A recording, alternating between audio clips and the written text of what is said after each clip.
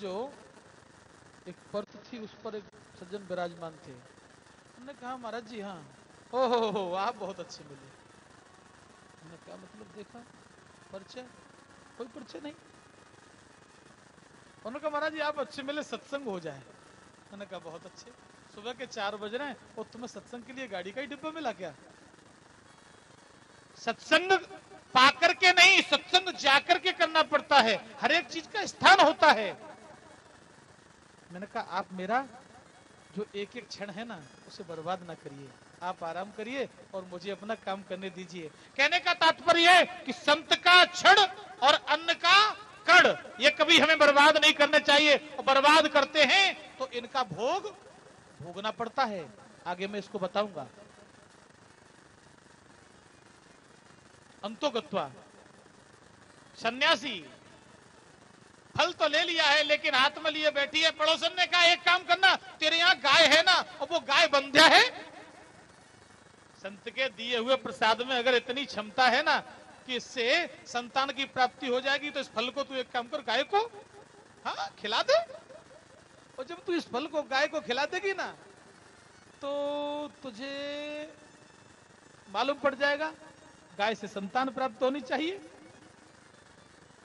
और तू अपने बचाव के लिए एक काम कर, तेरी बहन के कोई संतान जन्म लेने वाली है, उसे अपने घर पे बुला ले, और जब संतान हो जाए तो पति को रिझा लेना।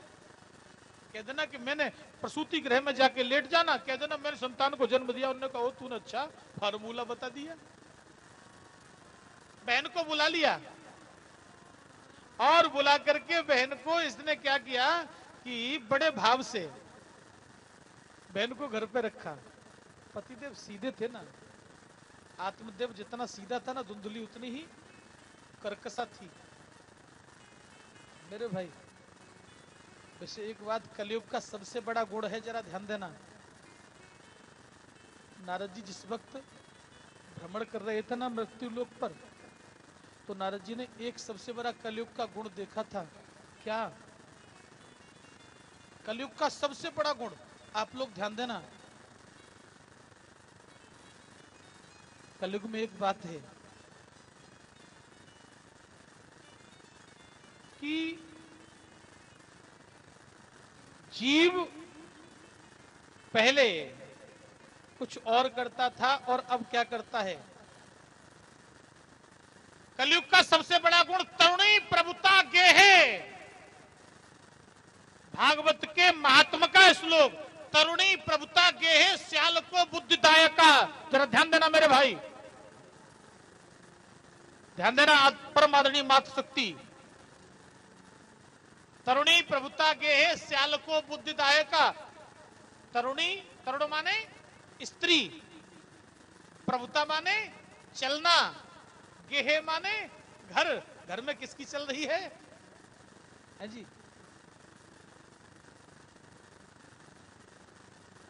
जरा ध्यान देना, घर में किसकी चल रही है? तरुणी प्रभुता गेहे। तरुण माने स्त्री, प्रभुता माने चलना, और गेहे माने घर। अब समझ ले किसकी चल रही है? सीताराम भजो।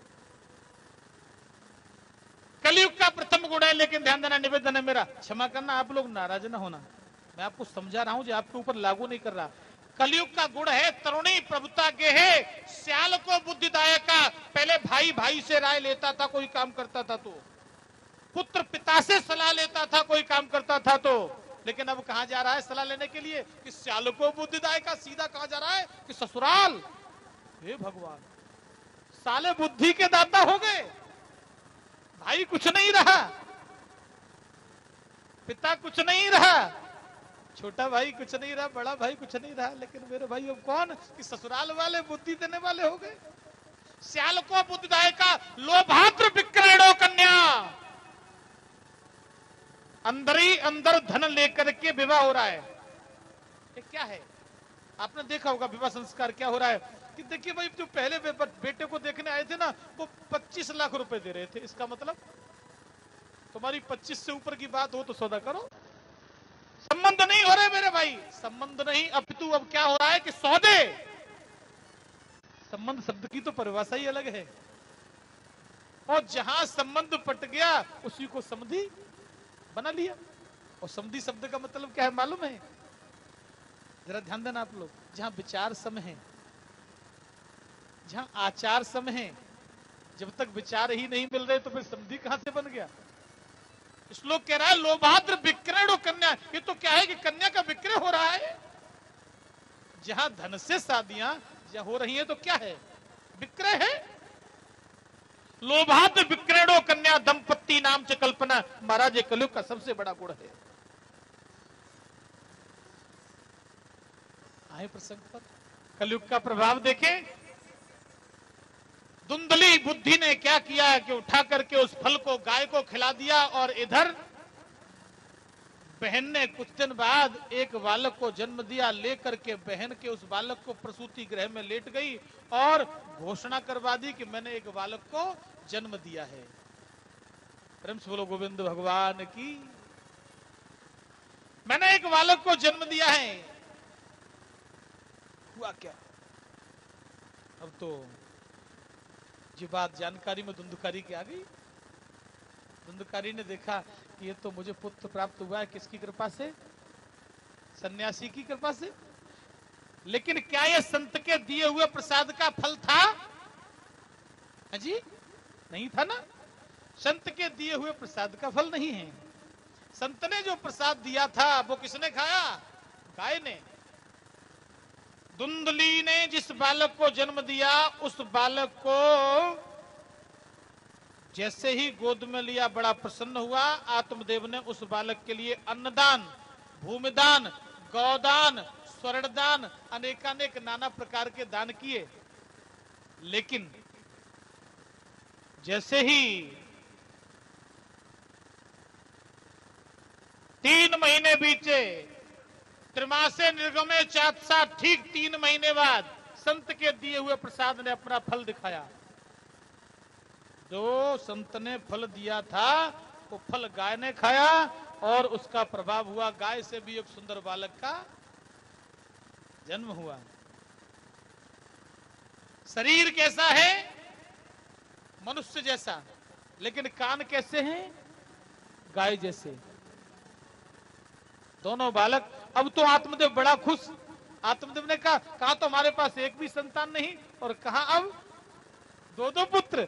हे वाक्य बिहारी, हे ठाकुर, हे मेरे प्रभु, तेरी लीला बड़ी विलक्षण है, तू बड़ा अलौकिक है, कुछ नहीं कह सकते, तेरी रीत बड़ी निराली है।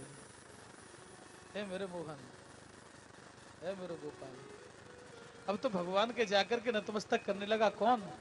आत्मदेव। क्यों? कहने लगा प्रभु नहीं समझ पाया, तुम कितने, तुम्हारा एक नाम है घटघटवासी, और तुम इतने घटघटवासी हो कि तुम सबके घट की जानने वाले हो। तुमने मेरी मनोकामना को सिद्ध किया है प्रभु, क्या कहूं। रीझ गया और रीझ करके कहने लगा कि तुमने मुझे सब कुछ दिया है ना, तो तुम्हारा बहुत बड़ा शुक्रिया है। मुझे तुमने मालिक बहुत कुछ दिया है, और तेरा शुक्रिया है, तेरा शुक्रिया है। मुझे तुमने मालिक बहुत कुछ दिया है, तेरा शुक्रिया है, तेरा शुक्रिया। ऐ मालिक, ऐ तीनों लोगों के दाता, मेरे भाई, ये हमें नहीं, आपको नहीं, ये सबके लिए लागू है।